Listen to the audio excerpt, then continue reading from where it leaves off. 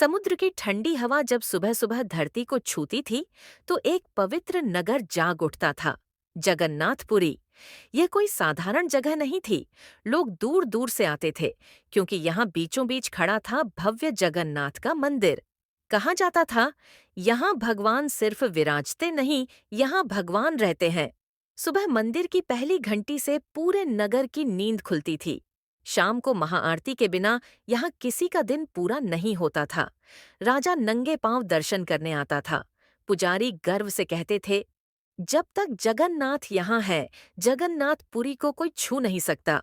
लेकिन इसी पवित्र नगर के एक कोने में एक ऐसी जगह भी थी जहाँ न घंटी बजती थी न शंख की आवाज आती थी। बूढ़ी माँ की झोपड़ी जगन्नाथपुरी के आखिरी सिरे पर पीपल के एक पुराने पेड़ के नीचे एक छोटी सी टूटी झोपड़ी थी। वहीं रहती थीं बूढ़ी माँ। उम्र ढल चुकी थी, कमर झुक गई थी, आंखों की रोशनी कम हो चुकी थी, हाथ हमेशा कांपते रहते थे। न बेटा, न बेटी, न कोई अपना। जो थे वक़्त के साथ चले गए। गांव वाले दया से देखते थे और कहते, बेचारी बूढ़ी माँ, अब तो बस भगवान का ही सहारा है। पर किसी ने यह नहीं सोचा कि जब इंसान बिल्कुल अकेला हो तो भगवान का सहारा भी कितना भारी हो जाता है। बीमारी और सन्नाटा। बूढ़ी माँ ज्यादातर बीमार ही रहती थीं। कभी तेज बुखार, कभी बदन टूटने जैसा दर्द, कभी सांस लेने में तकलीफ। कई कई दिन उनकी झोपड़ी में चूल्हा नहीं जलता था। लेकिन फिर भी हर सुबह वो किसी तरह उठतीं, झोपड़ी के कोने में रखी जगन्नाथ की छोटी सी लकड़ी की तस्वीर के सामने बैठतीं और बहुत धीमी आवाज में कहतीं, हे जगन्नाथ, आज भी जगा दिया, इसके लिए धन्यवाद। वो पुरानी तस्वीर, वो तस्वीर बहुत पुरानी थी, किनारे से घिसी हुई, रंग उड़ चुका था। लेकिन बूढ़ी माँ के लिए वही उनका सब कुछ थी। वो उसी से बातें करती थीं। सब चले गए प्रभु, तू ही रह गया है। कई रातें ऐसी होती थीं जब भूख से पेट में ऐंठन होती, बुखार से शरीर जल रहा होता और बाहर पूरी झोपड़ी में सन्नाटा पसरा होता। तब बूढ़ी माँ बस इतना कहती थीं, आज मत छोड़ना मुझे, जगन्नाथ। मंदिर की रोशनी और झोपड़ी का अंधेरा। उसी समय जगन्नाथ के मंदिर में भव्य आरती चल रही होती। घी के दीपक, सोने के कलश, भोग की थालियां। पुजारी ऊंची आवाज में मंत्र पढ़ते। लेकिन उसी नगर में एक बूढ़ी माँ अंधेरी झोपड़ी में अकेली और बीमार पड़ी होती। न कोई पूछने वाला, न कोई सहारा। वो रात जिसने सब बदल दिया। एक रात बूढ़ी माँ का बुखार बहुत बढ़ गया। कांपते हाथों से उन्होंने जगन्नाथ की तस्वीर को सीने से लगाया और रोते हुए कहा, हे जगन्नाथ, अगर तू सच में है तो एक बार मेरी तरफ भी देख लेना। और उसी रात जगन्नाथपुरी के मंदिर में कुछ ऐसा हुआ जिसे देखकर राजा, पुजारी और पूरा नगर हिलकर रह गया। उस रात जब बूढ़ी माँ अपनी झोपड़ी में तेज बुखार और दर्द से कांप रही थी, उसी समय जगन्नाथपुरी के मंदिर में कुछ अजीब होने लगा। मंदिर में पहला संकेत रात की आरती चल रही थी। घी के दीपक जल रहे थे। मंत्रों की आवाज गूंज रही थी। अचानक एक दीपक अपने आप तेजी से हिलने लगा। एक पुजारी ने दूसरा पुजारी देखकर कहा, हवा भी नहीं है, फिर दीपक क्यों कांप रहा है? तभी आरती की थाली से प्रसाद नीचे गिर गया। सब सन्न रह गए। मूर्ति की आंखों से जल मुख्य पुजारी ने आगे बढ़कर देखा।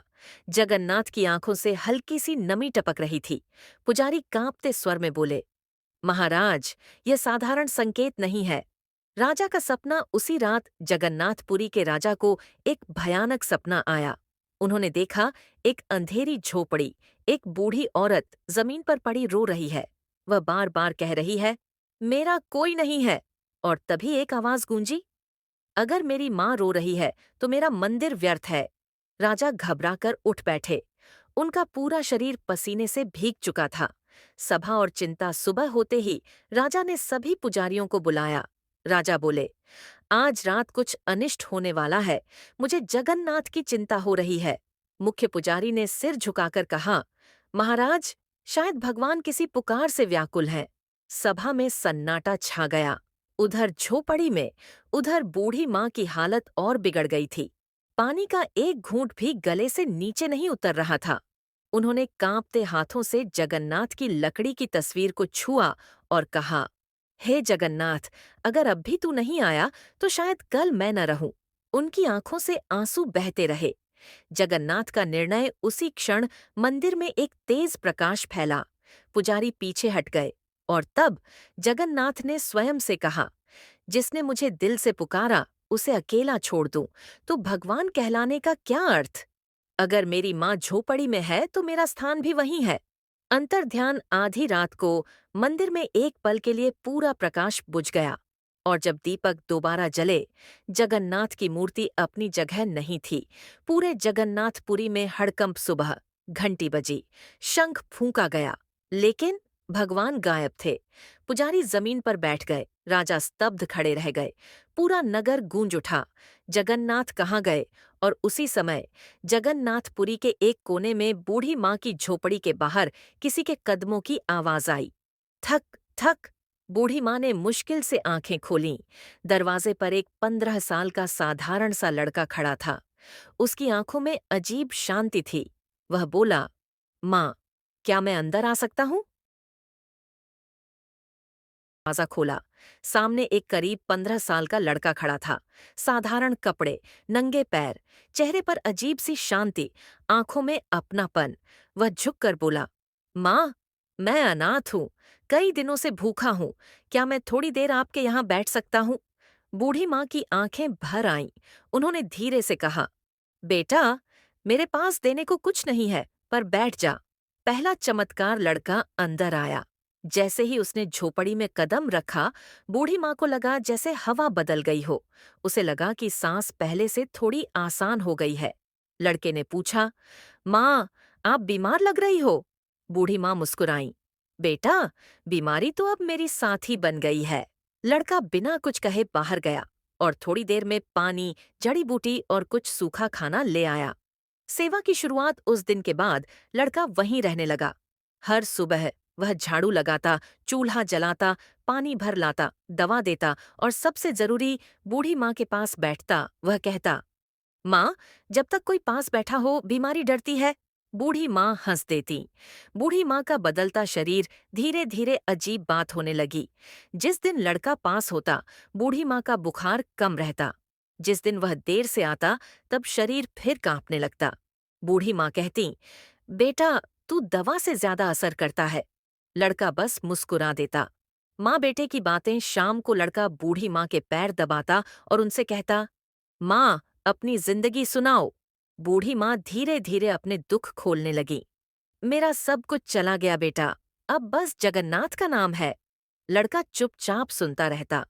वो तस्वीर एक दिन बूढ़ी माँ ने लड़के को झोपड़ी के कोने में रखी, जगन्नाथ की लकड़ी की पुरानी तस्वीर दिखाई। उन्होंने कहा, यही है मेरा सब कुछ। लड़के ने तस्वीर को देखा।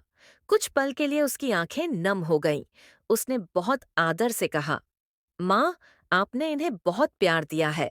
बूढ़ी माँ का वाक्य एक रात बूढ़ी माँ ने कहा, बेटा, कभी कभी लगता है तू मुझे भगवान ने ही भेजा है।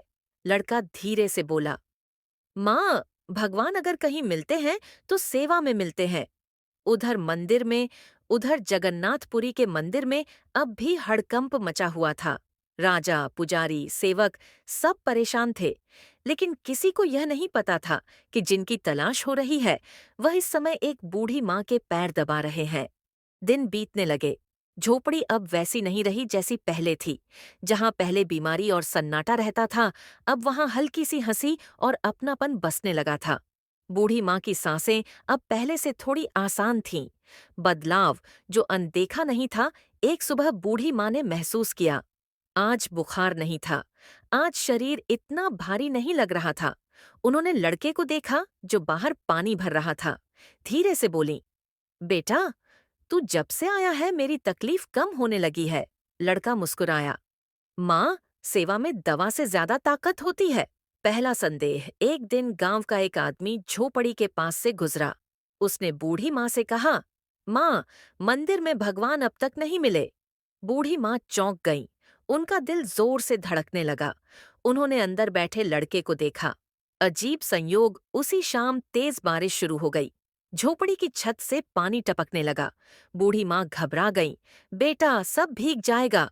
लड़का बाहर गया, छत को हाथ लगाया और हैरानी की बात, बारिश उसी पल रुक गई। बूढ़ी माँ अवाक रह गई। रात का प्रश्न रात को दिया जल रहा था। बूढ़ी माँ ने लड़के से पूछा, बेटा, तू कौन है? लड़का कुछ पल चुप रहा, फिर बोला, माँ, क्या फर्क पड़ता है मैं कौन हूँ? जरूरी ये है कि मैं आपके पास हूँ।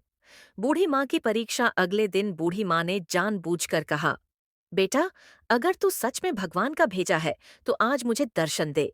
लड़का मुस्कुराया पर कुछ नहीं बोला। मंदिर में हलचल। उधर जगन्नाथपुरी के मंदिर में एक और संकेत मिला। मुख्य पुजारी ने कहा, महाराज, भगवान जीवित हैं, वह कहीं सेवा कर रहे हैं। राजा चुप रहे। उस रात झोपड़ी के चारों ओर फैला हुआ प्रकाश धीरे धीरे शांत हो गया। हवा स्थिर थी। दिए की लौ बिना हिले जल रही थी। बूढ़ी माँ की छाती तेजी से उठ गिर रही थी। माँ का अंतिम प्रश्न। बूढ़ी माँ ने कांपती आवाज में कहा, बेटा, मेरी उम्र ज्यादा नहीं बची है, झूठ मत बोलना। उन्होंने लड़के की आंखों में देखा। तू साधारण नहीं है, सच बता, तू कौन है? लड़का पहली बार गंभीर हो गया। उसने धीरे से कहा, माँ, अगर मैं चला जाऊं तो? बूढ़ी माँ का दिल कांप गया। नहीं बेटा, मुझे छोड़कर मत जाना। माँ की इच्छा। बूढ़ी माँ ने दोनों हाथ जोड़ दिए। अगर तू सच में वही है जिसे मैं रोज पुकारती हूँ, तो एक बार अपने असली रूप में मेरे सामने आ जा। दिए की लौ तेज हो गई। हवा में कंपन होने लगा। दिव्य क्षण। अचानक झोपड़ी प्रकाश से भर गई।